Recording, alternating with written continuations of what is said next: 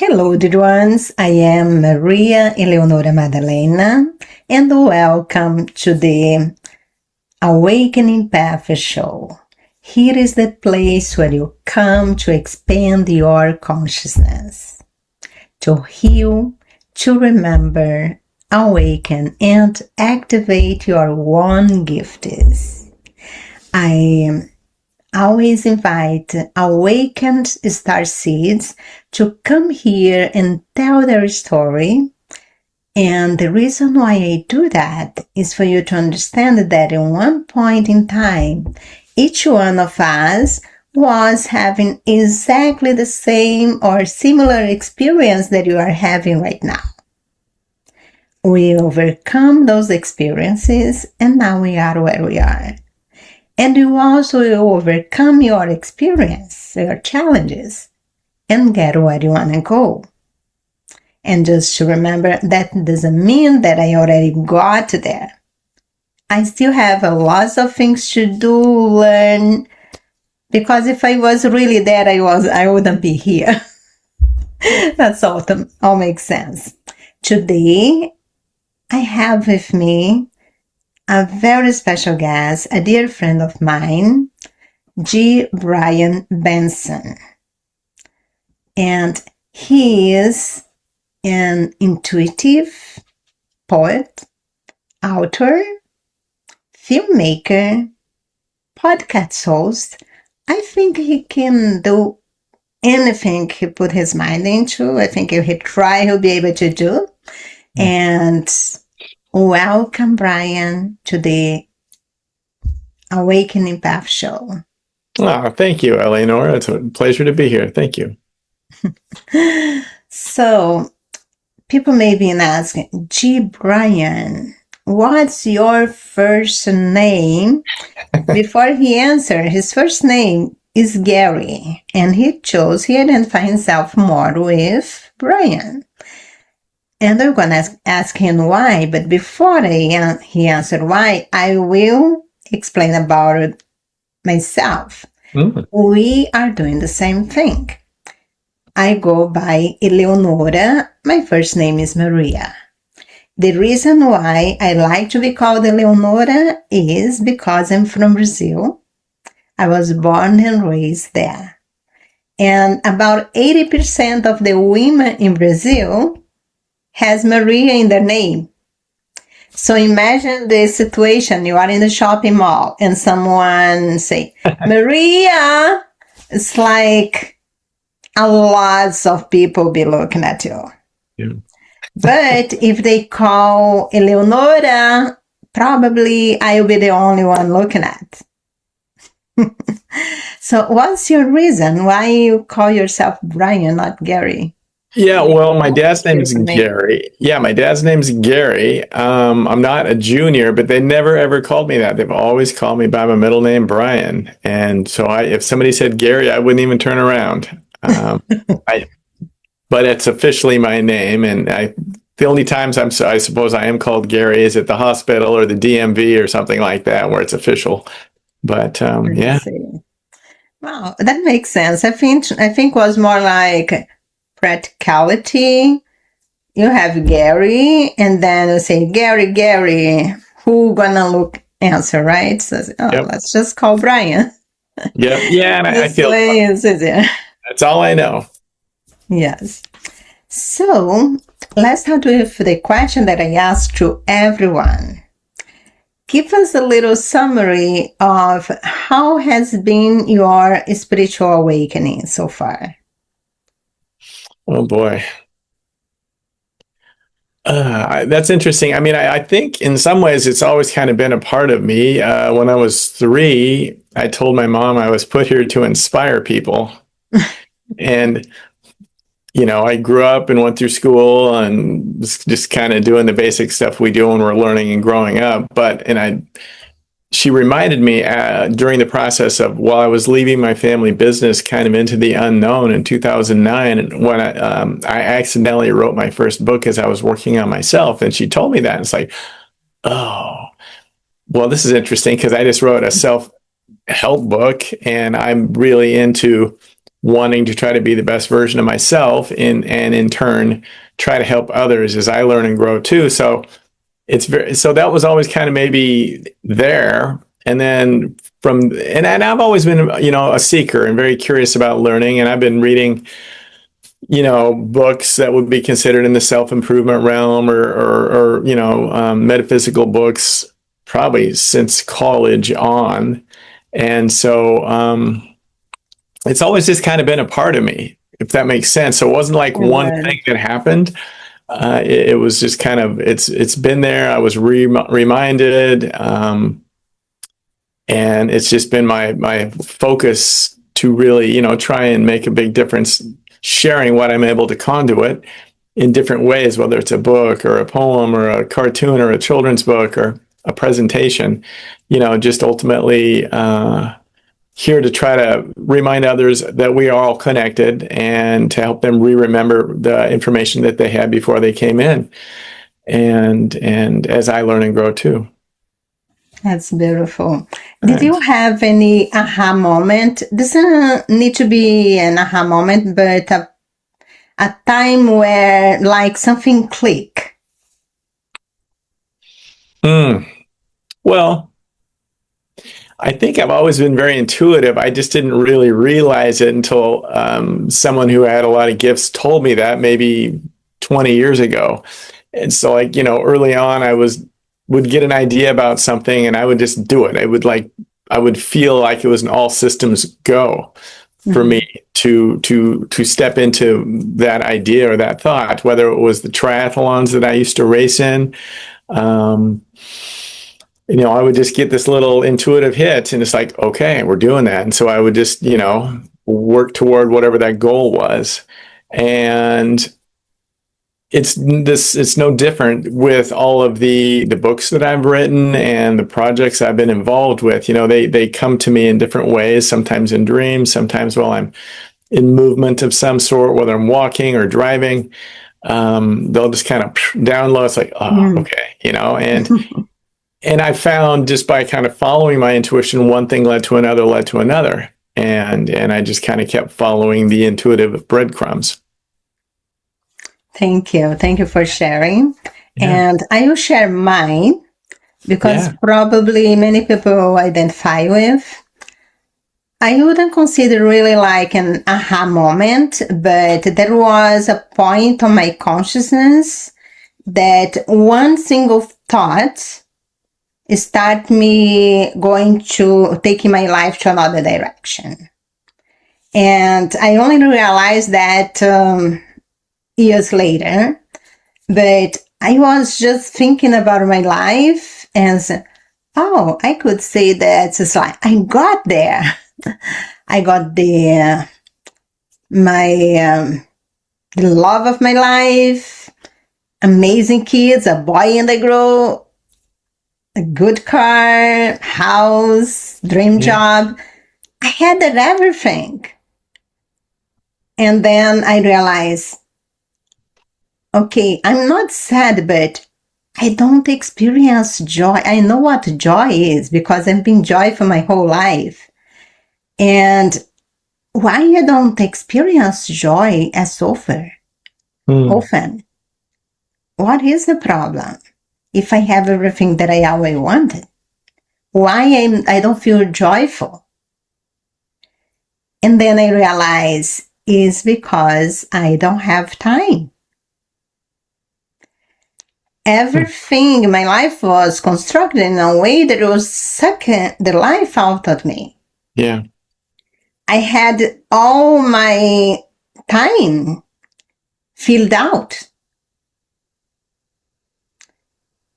And then that was a realization. And when I realized that I didn't really had to go and start trying to move things, but after something click in your mind, you shift your consciousness, the universe, your guides, and then they started doing the job and direct you. Yes. Thank you. I think for me, it was definitely when I felt like I was supposed to leave my family business in 2008. And I had no idea what I was going to do, but I just felt like I had something inside of me that needed to come out. I told my dad. He said, okay, no problem. Took a year for me to leave because we decided to sell it. But that's when I accidentally kind of wrote my first book as I was working on myself. And then once I did the book, I was just pointed in this whole new direction. And like you said, one thing led to another as I kept stepping out of my comfort zone and overcoming a fear of speaking by doing a variety of things. Other doors open and avenues open, and I unexpectedly got into hosting a show and then acting and all these things that were not on my radar, but yet as I continued to grow. So I think for me, one of my aha moments was definitely when I decided to leave. And then, as you said, the universe conspired and just set all these things up for me if I were to step into them, which I did. And then, I just kept following the guidance. So I'm gonna ask you if you'd like to give some highlights of after that aha moment, things that you have done that had a great impact. Sure. Not only in your life, but life of people. And then I'll ask you from the present and if you have some projection to the future. Okay. What would be the things that you are I said, wow, I'm so glad, so grateful that I lived that, even if it was challenge? Sure. Well, I think just a lot of those things that I did to overcome a fear of speaking were big challenges for me, but they also made me feel alive as I continued to grow and expand.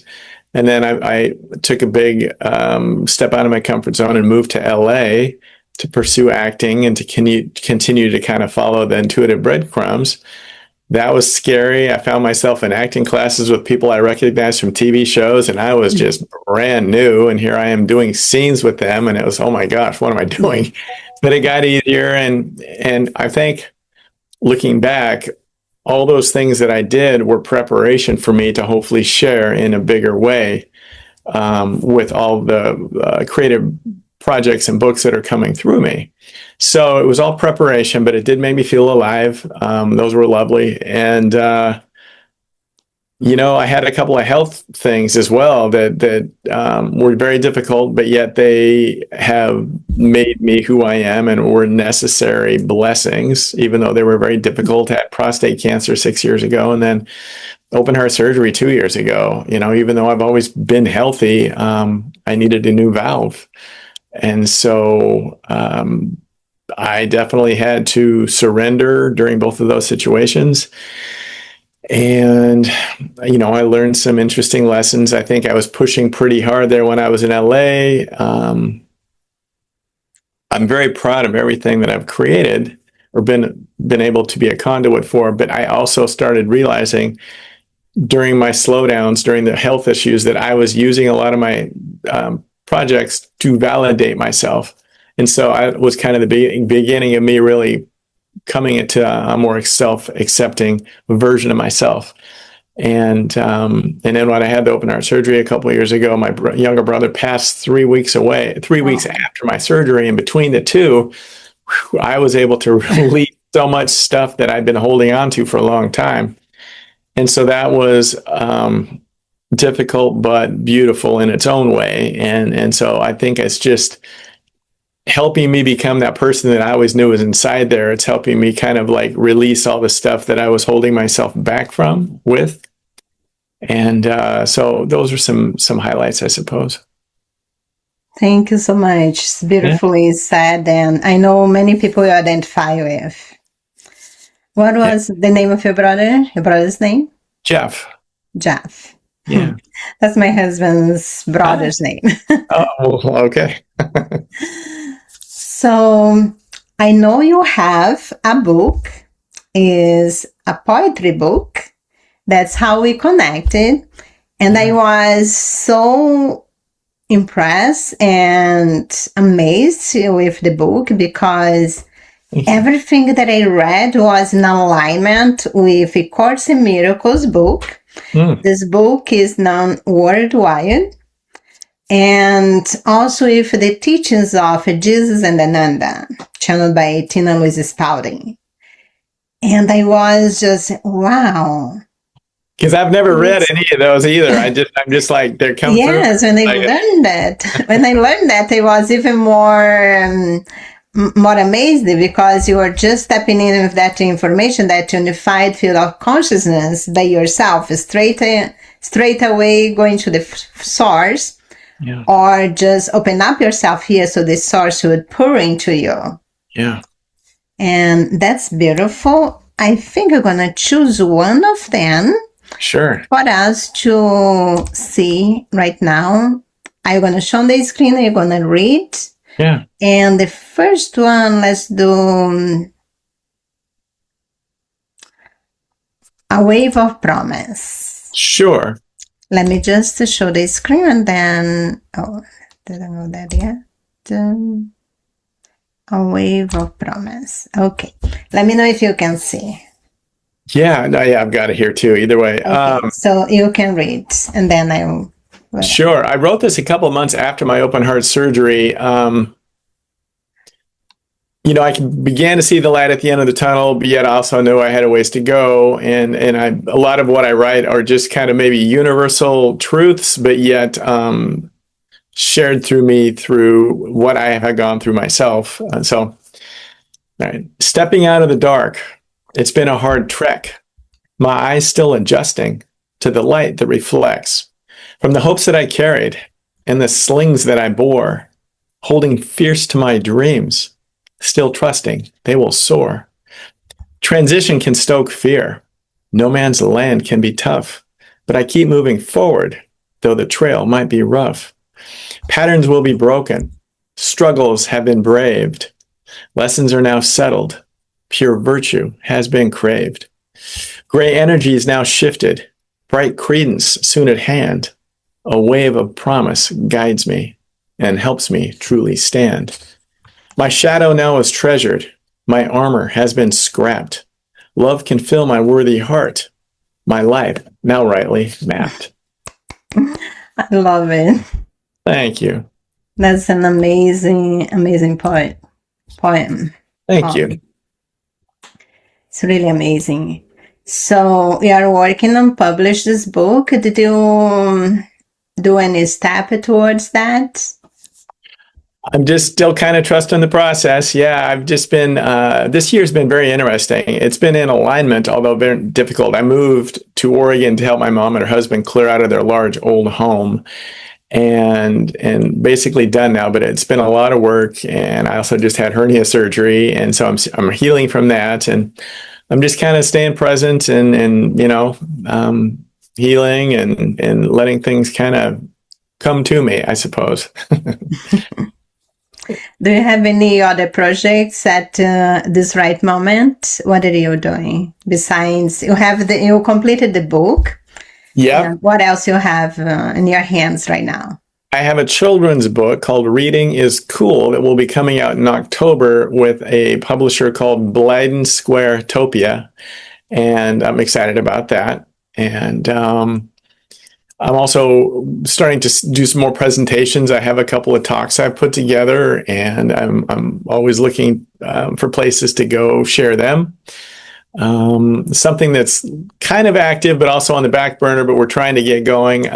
Trying to pitch my first children's book, Steve the Alien, as a cartoon, and that would be very exciting. So I suppose those are the main things that I'm doing right now, in addition to hosting my podcast called The Creative Spark, where I interview creatives of all kinds. Is that on YouTube or Spotify and so on? It's on Spotify, YouTube, everywhere.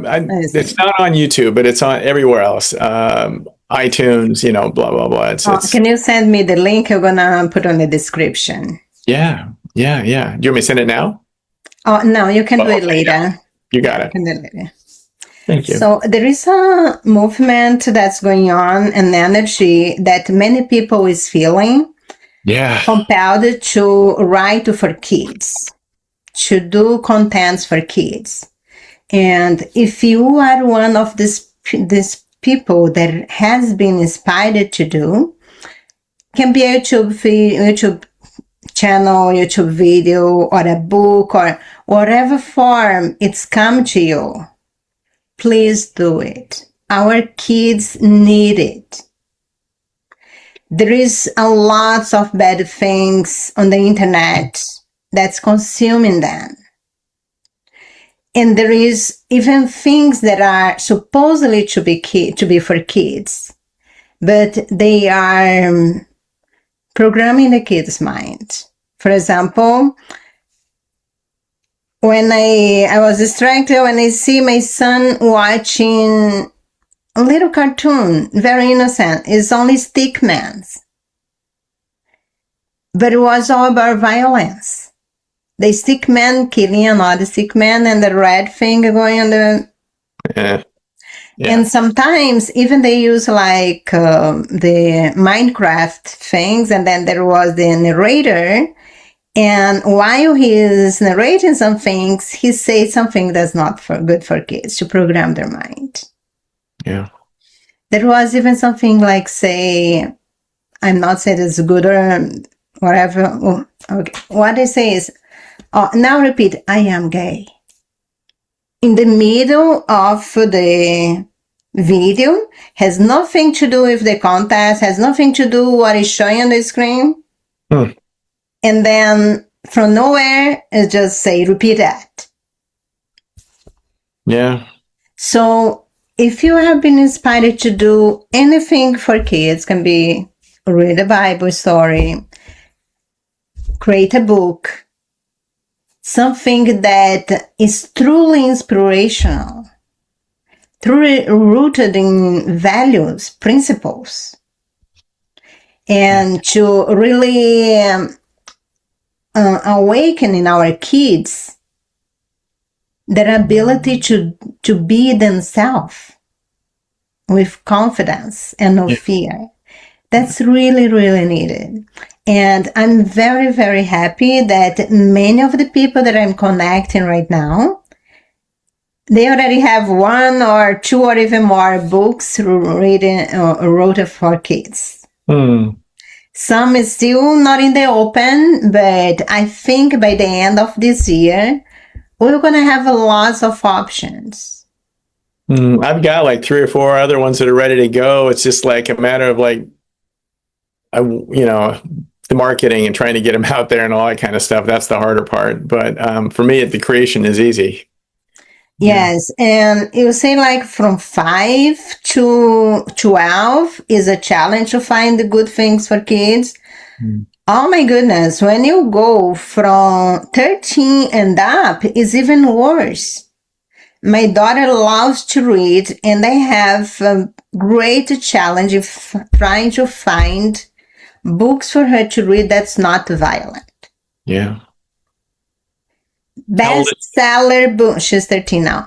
Bestseller books. You're gonna read it. One of the bestseller books there is a story where the son see the dad killing a newborn and feeling nothing. It's called The Giver, the name of this book. And that's taught at school. The kids need to read at school.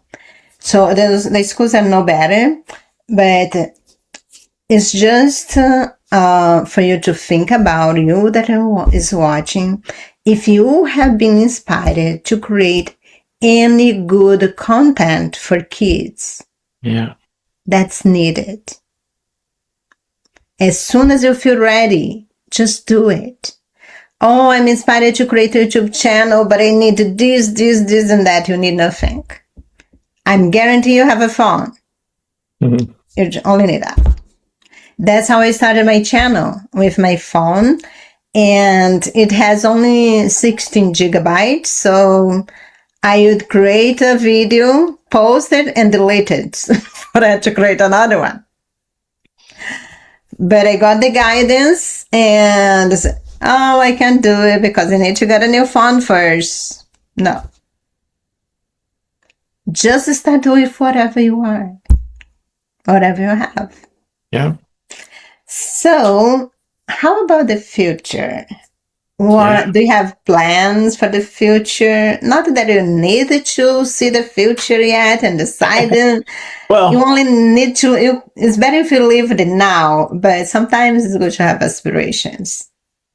well, yeah. I mean, after I told my mom when I was 3, and after that I was put here to kind of share, and then actually beginning to share after I left my family business, I would love to be able to share what's coming through me in a bigger way. And most definitely, I'm trying to manifest some help, whether it's an angel investor or a small team to kind of do a lot of the stuff that I don't have the bandwidth for, or some of the marketing and placing things where they need to go, and just some of that help, because it's I can't do it all. I've tried to do it all for 15 years, and it's just exhausted me. And I I have so know much what you content. mean. Yeah, I have so much content. It's not even funny. So I'm just trying to find the right person who gets what I'm doing and can maybe feel the energy behind the work, and to form a team or a partnership or whatever to expand it. Yeah. Yes, and that's another good point, because many people that already step out of the matrix, that's what you did when you left your family business, you step out of the matrix. I said, what are you talking about? The Leonard Matrix? That's a movie. There is so much truth on those movies that you would be telling me that I'm crazy if I talk about. But the human being, God did not create the human being to work in 8 to 5 job just to pay bills and buy stuff they don't need. That's not your purpose. Yeah. Get exhausted in front of a TV and give all your emotions away and create bad things that you don't want. Yeah. That's not why you're here. Nope. So it's the path of the matrix.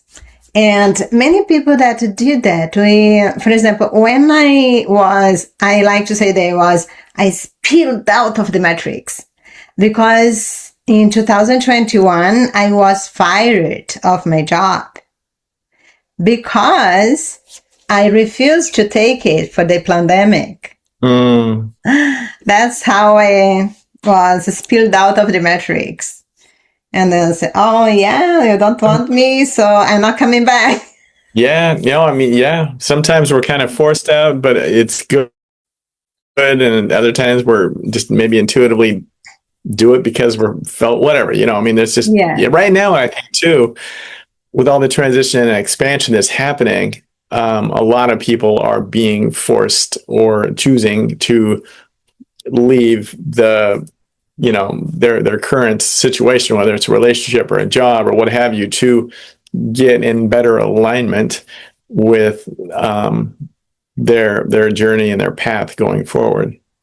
So what I like to say for those people that are living the matrix, some already have an idea what they're supposed to do. I had no idea. The only idea that I had was create a YouTube channel. I had no idea how I would make money out of this.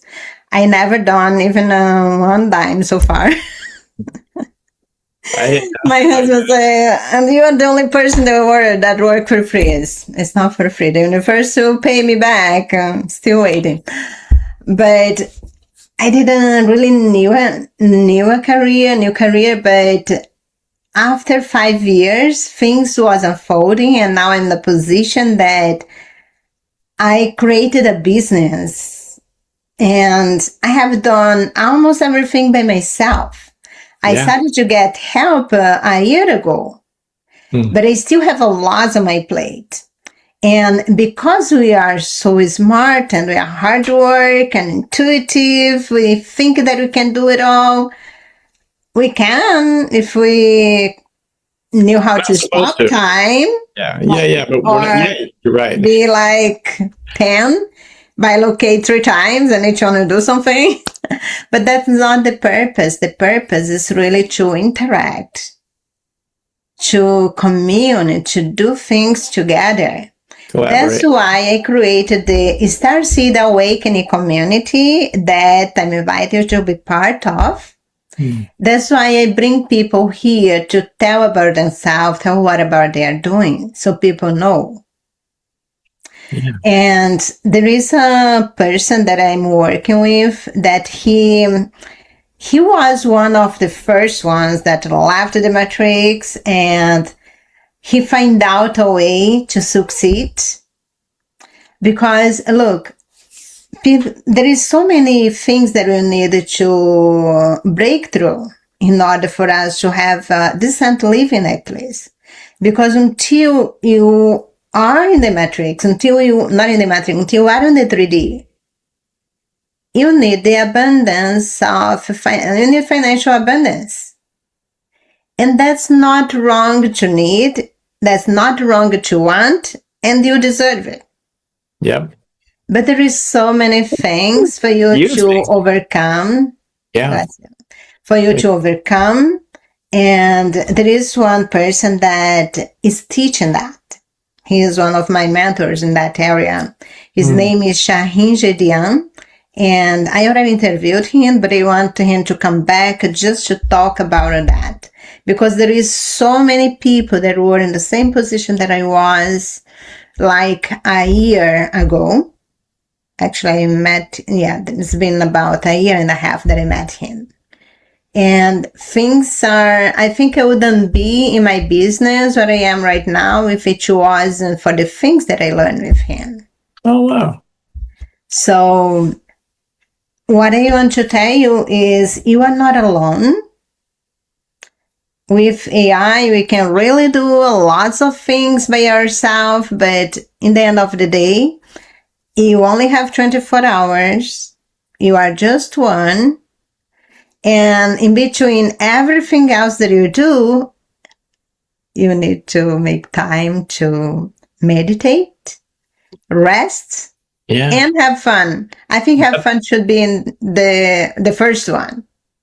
Well, for sure. And that's how I get my ideas. If I'm working all the time, then I'm blocked and I'm not able to conduit. And the rest, you trust in the universe. And when you open up, when you release some of those blocks, the right people come to you to help you. Yeah. Yeah. I feel a lot of movement starting to happen, and I'm excited about what's next, even though I'm not. I mean, I'm kind of know some things, but like it's wide open. I mean, I don't even know where I'm going to be living pretty soon, so it's very wide open. Yes. And it's interesting that all of us, we have something that's very unique for each one of us. But if you look at the big picture, we kind of live in similar situations, similar experiences. Mm-hmm. And when we put everything together, when you get everything together, everybody together, and then we are like an unstoppable force of love. Yeah. And that's what we are doing here. We are making the difference. You that is watching me, that started doing those things that's completely different from what your family is doing, and maybe you are even criticizing, you're wasting your time. You are not wasting your time. Everything that you do that bring light, every time that you show your light, people receive that light and take that light with them to share with others wherever they go. Keeps rippling out. And that's how we are making the transition of the planet from the 3D to the 5th dimension, carrying the most human as possible. Isn't that beautiful? Yeah. Let's read another poem. Let's see which one will be this time. Let's do About Me. Almost Me? Oh, yes, almost me. Sure. Let me show when I show and then you do. Yeah, this I wrote quite a while ago, probably 10 plus years ago, just as I was still kind of just trying to find that self-acceptance within myself. All right. Chasing a result left me feeling bare. Worthiness questioned. Happiness was rare. Incomplete body, unnatural lull. Focused surface view, colorless and dull. As I searched outside, I would squint to see, always wanting more, that I'm almost me. Then I stopped the chase and listened to my heart. I set aside my fears and played my truest part, using what I have, trusting it's enough, letting my light shine, clearing out old stuff. Intentions in sync, life clearly in flow. Always been complete, I just didn't know. Being my true self, weight began to shed. Forward moving now, no more have to tread. Sun shining brighter, gratitude in stow. No more almost me. I was always whole. Wow, that's so beautiful and profound. And I know that so many people identify. And when your book is published, I'd like you to come back here. Oh, I'd be honored. Because people are going to be asking for your book. Only for I hope so. Yes, it's really beautiful. Thank you. Yes. Yeah, I think beautiful. the self-acceptance thing is probably the most difficult thing that we work on here in Earth while we're here. You know, that. Well, that's very easy to explain. It's not even easy to overcome, but easy to explain. It starts when you are a baby.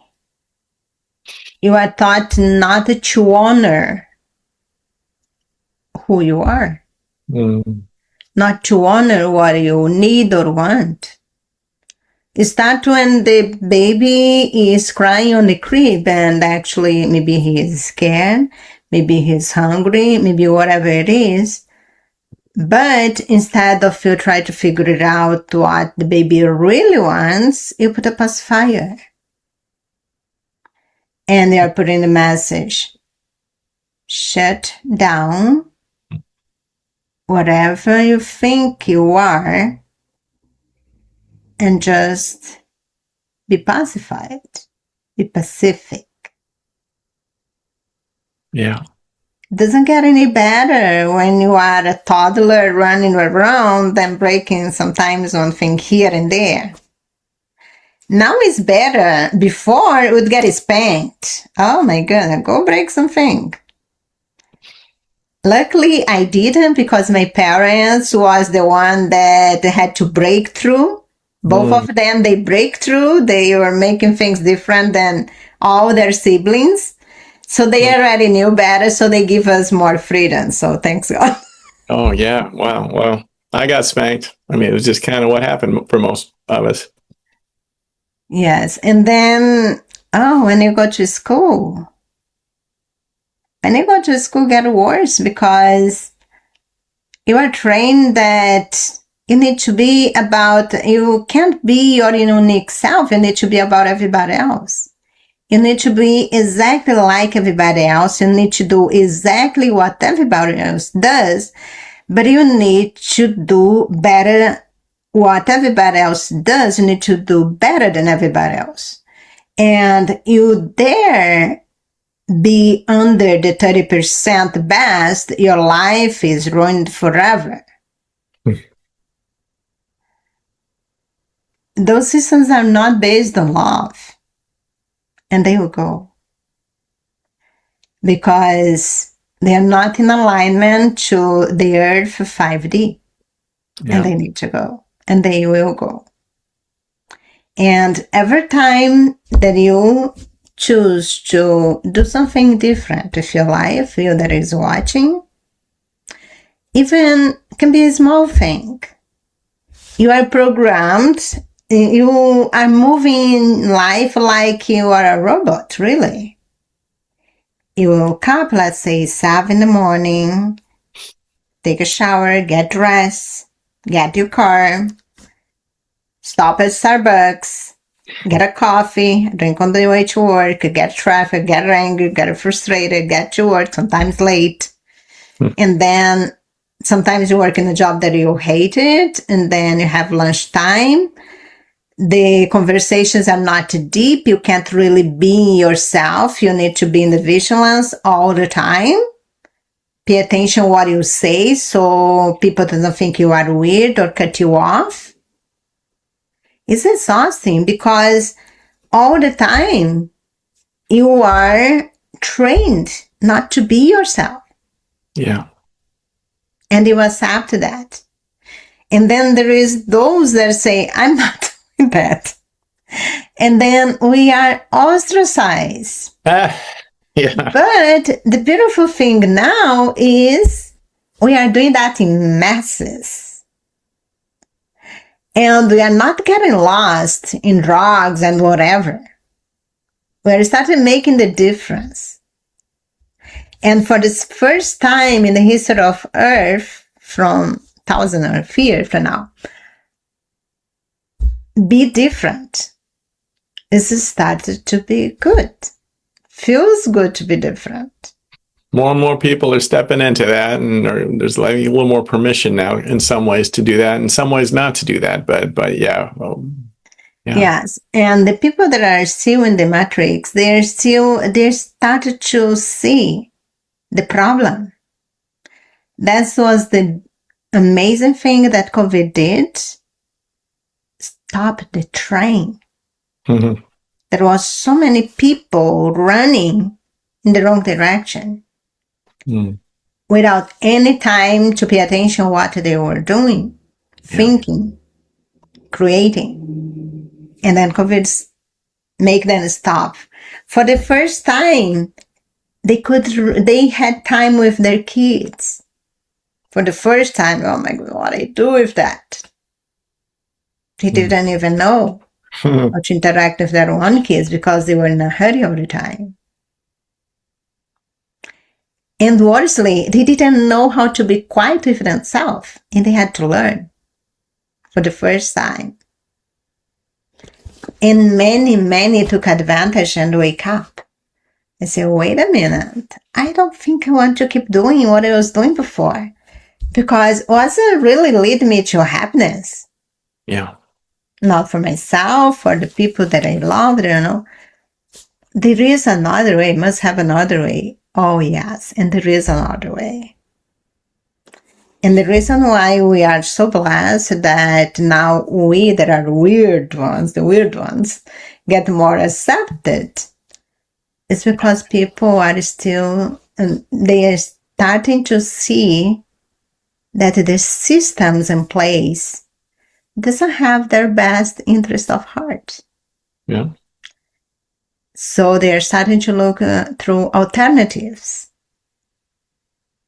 And a great alternative that is watching are the psychic fairs and the expos.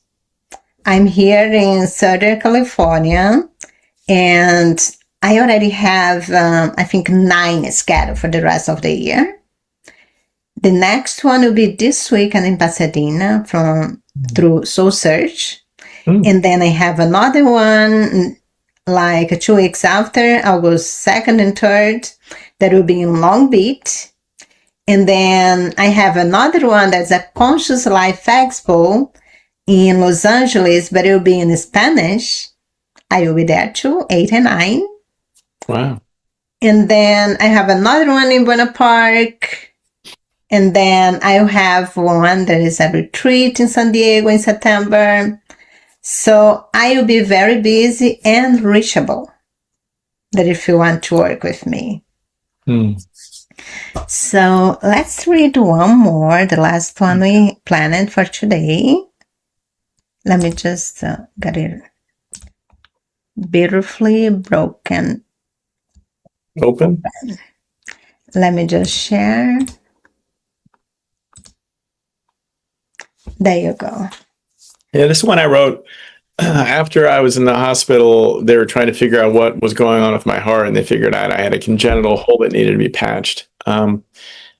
So I was released, and I knew that I had open heart surgery coming up in a couple months. And so I wrote this in between those two situations. Darkened skies cloud my soul as I look within for more. A frantic yearn to become whole suspends my heart left sore. Feeling stuck, unsure, ajar, my planned escape runs foul. Frozen like a nasty scar, I shout a silent howl.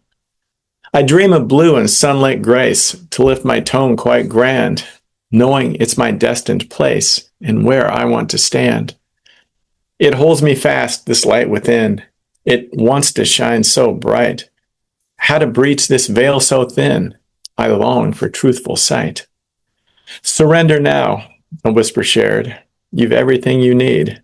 Just breathe deep and don't be scared, and trust will take the lead. Ground your spirit in truth and love, and moments that are real. Then view your light shine high above, and your heart begin to heal. Wow, that's beautiful. It's Thank really you. beautiful. I Thank you. think I'm gonna read mine too. Yeah. I stop sharing and then I look for. Meanwhile, while I look, do you have anything else that you'd like to share with us? Gosh, I don't think so. I appreciate you having me on today, and thanks. Mhm. So I think I'll just read it from here, from my phone, because it probably will take a long time to. Let me see if I really wrote here. Yes, I did. So I'll just read it from my phone because until I find my YouTube, it will take too long. I put a joy. I wrote this about maybe 2 years ago. Mm-hmm. Actually, I have the date here. Let me see. Oh, yes. October 22nd, 2024. This is about joy. Joy. Where does joy come from? How do I know I am feeling joyful? Does it reside inside me? Is it in things that sparkle my curiosity? Where does joy come from? Does it have a color or a taste? Can I see it and touch it? I remember that my laugh was easier to come. My smile readily left my face. Why am I so serious now? Does joy come from relaxing, resting, and peace? Why people lost their smile? Where did they go? Even the teenagers lost their smile and giggles. Or did they unknowingly change them to fake profiles? What did the society make of us? Make of us? What did the matrix make of us? We're supposed to be creators of our reality, and we still are. But almost no one knows that hidden truth. So we keep moving or be moved by the current of obligations and meaningless time-consuming tasks that eat all life out of us. And we move through life creating and recreating a present and future like the past that we hate. Where is your joy? How can you find your joy? Where did you leave it? I know that I had it. Did you too? So it does exist. Now that I remember that I used to have it, I want it back. Where to look for? What if I try to attract it? Will it return to me? I am starting by freeing my mind and heart from all the burden of unnecessary sacrifices and pain. Happiness and joy are our divine right, and I claim mine now. Nice. Thank you. That just came through like almost 2 years ago. I haven't read for a while. Now I can see how profound it was. Yeah, it's interesting how sometimes we go through a situation or whatever and we document it through writing, whatever, but then, and it's maybe kind of powerful when we're doing it, but like we look back a little bit later, it's like, wow, you know what I mean? It really, you can see maybe where there was growth or just expansion or a movement toward becoming a much more grounded whole version of ourselves. Yes, and what I want to call the attention to you that is watching is we have been seduced to get comfortable in our happiness. It's normal. It's happened to everyone. Why are you complaining about? It can be normal, but it's not natural. It's not your natural state of being. And we're energy, and energy needs to move. Yeah, we're right. Yes, you have the power to change anything that you are not. Actually, even what is good. We are creators and we are always evolve. Even the good things, we still one day want to grow of them. But yes, start moving out of the bad ones. That's more urgent. Yeah. Oh, that has been a pleasure to have this conversation with you. And that is not is the first one, but it's not the last one. Yep. You're invited to come back. And what is your departure message to whoever is watching? Just remember that you're enough, and everybody's enough just the way they are and what they have to bring. And that doesn't mean we can't continue to learn and grow, but yet we're enough, and it's okay to just really pat yourself on the back and be okay with who you are and where you're at in your life. Thank you. That's a beautiful truth. Yeah. And I'm telling to you, you are allowed. You have a divine right to be yourself, to love yourself. Yeah. To do what your heart's desire. And your heart only desires what is good for you. That is not going against the free will of others. Anything that goes against your free will and the free will of God doesn't come from your heart. It doesn't come from that divine connection. Yeah. Love and light to all, and see you soon.